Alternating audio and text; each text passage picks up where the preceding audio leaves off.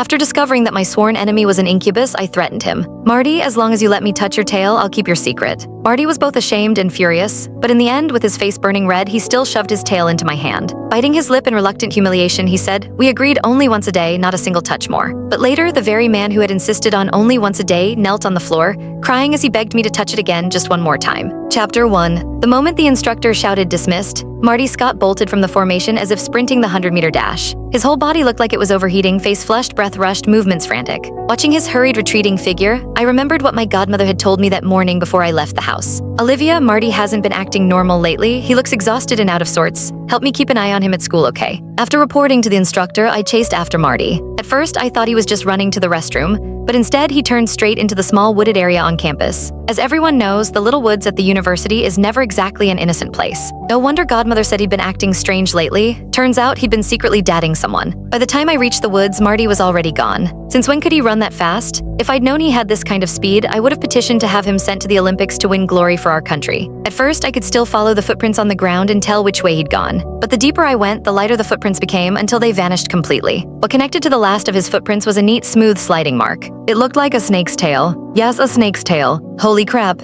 Such a thick snake tail. Staring at the trail on the ground, about as thick as my own thigh, I thought of how Marty's footprints had abruptly disappeared. I clapped a hand over my mouth, eyes wide. Had Marty been eaten by a python? If a python ate him, it probably wouldn't eat me, right? Just as I was about to cry from panic, I heard urgent, restrained panting coming from the bushes a few meters away. From the sound of it, whoever it was in serious distress. This voice, why did it sound so familiar? I moved closer toward the source and could almost confirm the voice belonged to Marty. But the sound was kind of... My face flushed instantly. Was Marty crazy? He had no shame, but did he expect a girl to have no shame too?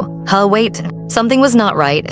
I listened again. It sounded like there wasn't any girl's voice at all. Damn it, if I kept listening, I'd be overheating too. I was about to leave when Marty's impatient, slightly tearful voice came from the bushes. "Mom, I think I've awakened as an incubus. I'm so hungry right now and I can't pull my tail back. What am I supposed to do?" Those few short sentences made my brain blue screen on the spot. Incubus, the kind of incubus I was thinking of. Unable to suppress my curiosity, I walked straight toward the bushes. I just didn't expect that by doing so, I'd end up discovering Marty's earth-shattering secret.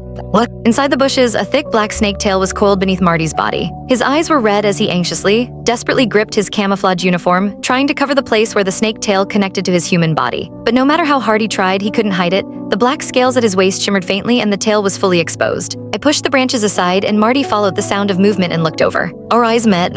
Those pitch-black eyes immediately turned evasive and flustered. His lashes trembled and the rims of his eyes, which had only been faintly red a moment ago, were now brimming with tears. Don't come closer, Olivia, stop looking at me." He raised his hand to stop me, his stammering voice seemingly forcing down some strange, turbulent emotion. Click the link on the homepage to watch the full follow-up for free.